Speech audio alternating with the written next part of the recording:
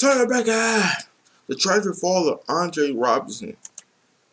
Let's get into it. If y'all know In Andre his Roberson, y'all heyday, about to find Andre out. Roberson was possibly the best defender in the entire NBA. Clamping up the hottest offensive superstars, Roberson became a starter on a Western Conference Finals team despite averaging a... Yep. Damn, it's crazy. I should have just got my point out first. Now he even already said what I was going to say. Now, pretty much Andre Roberson, right? If you don't know, I don't want to kind of spoil it for y'all. But a quick summary, because I don't want to just feel like I'm sitting here watching a video and not saying them. So I want to kind of get a point off. So pretty much Andre Roberson played for the city OKC. You know what I'm saying? He was good for defense. You know what I'm saying? He was one of the best, if not the best defender on his team. You know, cause they had Ibaka, you got Steven Adams. I know Ibaka was good at defense, but maybe more because they call him Ibaka. So I guess it was more for blocks than like he can play defense too. But like the blocks is really what showed out for him. But Andre Robinson, he was locked down defender, P-lock for sure.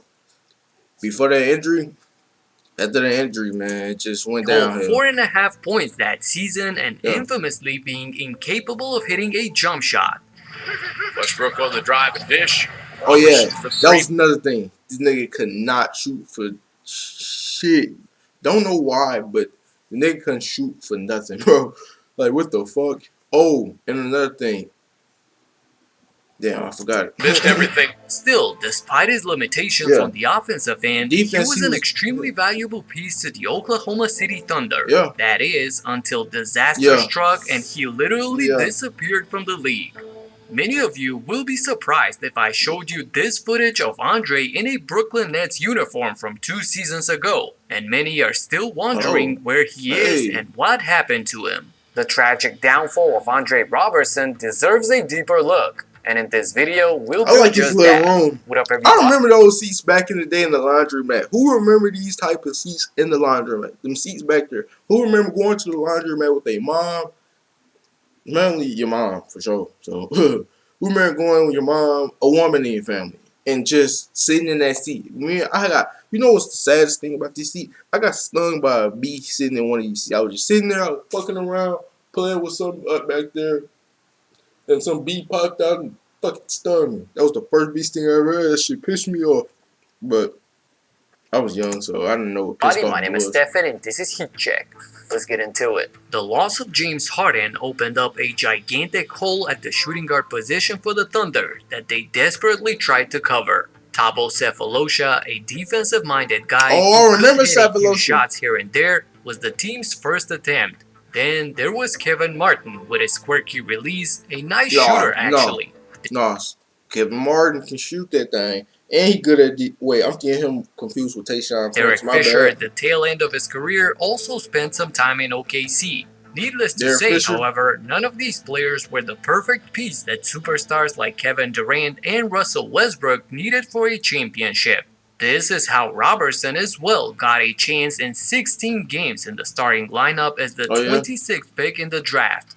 The Thunder were testing out players, and although he started getting regular minutes towards the end of the season, for the playoffs they knew that they needed the experienced guys to make a deep run. So Andre did not play any meaningful minutes in the postseason. In his sophomore year, however, in 2014-2015, he got much more playing time and started in 65 games. Unfortunately, this was mostly because of Kevin Durant's injury that forced him to miss a large portion of the season, as well as some missed games by Westbrook. Still, Roberson used the opportunity that was given to him to showcase his defensive potential and his overall willingness to do all the dirty work on the court.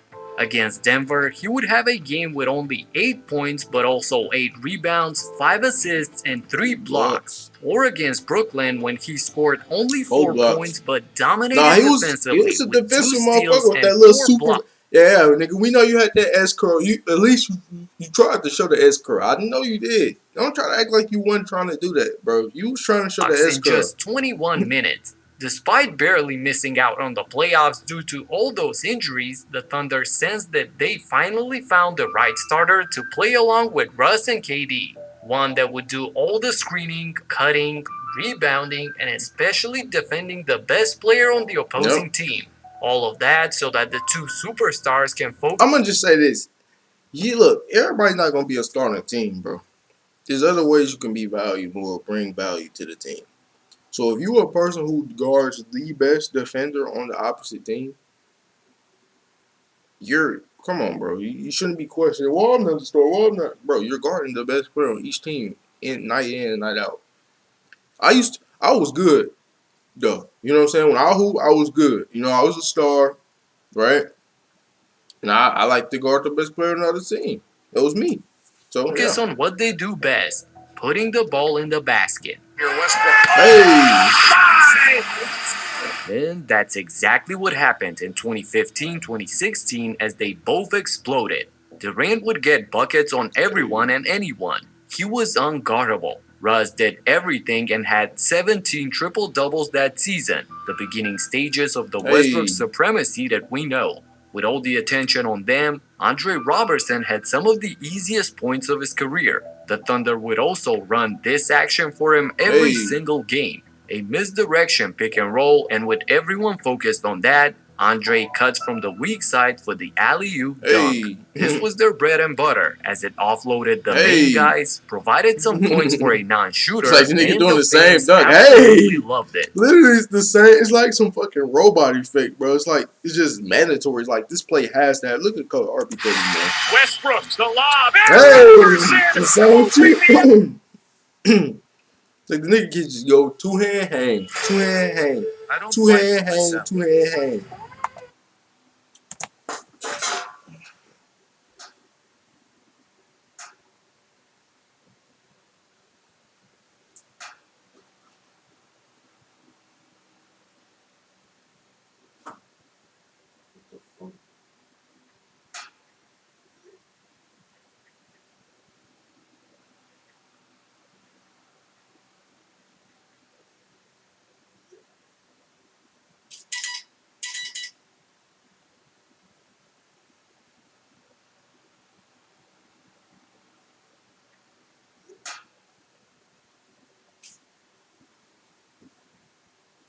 Damn it. Okay, I'll be right back, y'all. I'm gonna be speedy. I'm not gonna waste your time.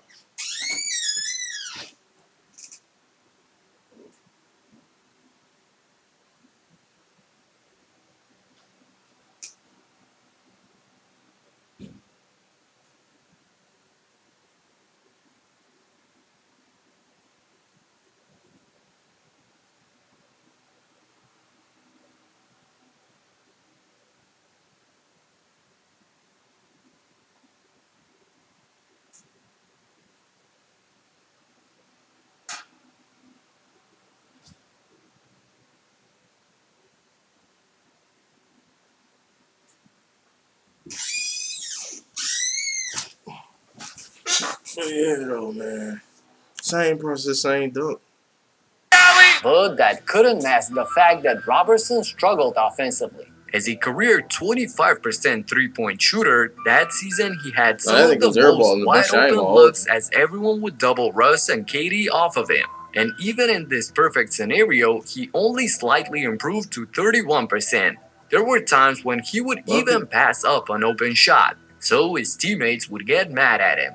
And the situation was even worse when it came to free throws. Andre He's a career 47% shooter from the foul line, an absolutely miserable percentage that would mess with him so much that he would sometimes run around the court to avoid getting the hack-a-shack treatment. It was ugly watching his shooting woes. But despite all of that, how would you know if he was doing that though? How would you know?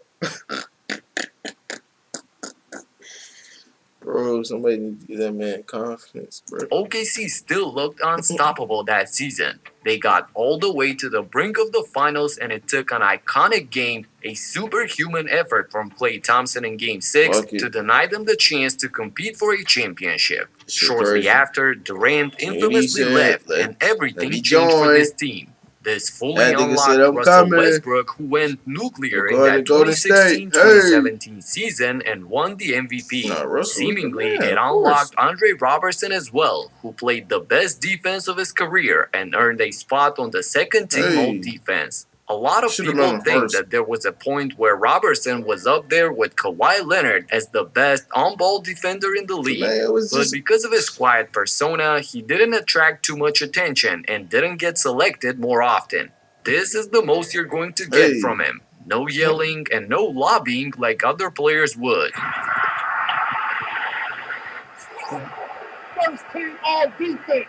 So, since the defensive awards are some of the more subjective ones, you cannot rely on numbers as much and you need to really watch the game and notice things. They got, what's that damn badge? What's that badge on 2K? Not guard up. What's the badge that what's the badge? You know the badge where you put the hand up in their face? A good defensive badge. That's all I can. The true I don't know NBA the badge name, diehards but know I that think about Andre was a defensive it. juggernaut. Hey, look at that. Unfortunately, this was the last season that Roberson was able to fully play it out, and it only goes downhill from there. Right around the midpoint of the 2017-2018 season, in a game against the Detroit Pistons, OKC go for their usual misdirection alley-oop. He just But hurt this himself. time, it ends badly. Tailbone. Roberson knee gives out, and he... I'm not gonna hold you. I hurt my tailbone once before. It wasn't feeling good. I was going too crazy, you know. Playing ball, went up for a dunk, dunked the ball, came down. I think I tried to hang or whatever, and I fell down. And tragedy struck, bro. I hurt my tailbone. You know, I did it twice, and I think I fell on one of the time. I fell on a rock that was stuck in the ground, so that shit really hurt it. Whew. So I know what it feels like to hurt a tailbone. Immediately, he's aware that the injury is serious as he shakes his head. He would need to be taken out on a stretcher, and the MRI revealed that he tore his patellar tendon. I ain't do that. I hurt my tailbone though, but I ain't do that. Season, Jeremy Lin suffered the exact same injury, and looking back at how things went for both players, this is one of the worst injuries to happen to a player. In a knee. Oh shit! What the fuck I'm talking about? I still hurt my tailbone though, but yeah. Missed the back half of that year and the entire next season on the road to recovery. With multiple setbacks, fans were asking what's going on as they always saw him on the bench supporting his teammates, but always in street clothes for more than 2 years. Roberson gave updates and interviews but was always vague and gave nothing concrete, as even he didn't know when his knee would fully heal. After a long time of darkness, he was finally able to make a return in the bubble, and it was an emotional comeback. His teammates and even opponents gave him a standing ovation as they knew how tough it had been for him to be out for that long. He played the remaining 7 games for the Thunder before the playoffs, but clearly far from his old self, and did not even appear in the playoffs. In the offseason, the Brooklyn Nets, with his old teammate KD, took a chance on Roberson, but he only played 5 games for them and couldn't crack the rotation. And that's how we get to present day. As a 31-year-old, Roberson is out of the league at the moment, with injuries derailing his career and his limited offensive game being a big red flag for teams. Things may just be over for Andre Roberson in the NBA. He is one of the last defensive specialists who was on the floor strictly for that reason. And with the realization that you can't truly shut down superstars from scoring points, the need for a guy on the team that would strictly play defense and not contribute with any points is diminished. Adding this to an already crushing injury seemingly was too much for Andre Roberson. Do you think that there's still place in the NBA for defensive specialists? Let me know in the comments. That's it for now. Subscribe and talk to you in the next one. Peace out. Peace out. Peace out. He finna miss. Finally, he made it. That nigga used to. He talking about Robinson had a bad shooting percent. This nigga shoot was garbage too. Shout out my boy E-Chick. I like E-Chick. Shout out my boy though. I fought with him. Yeah. Yes.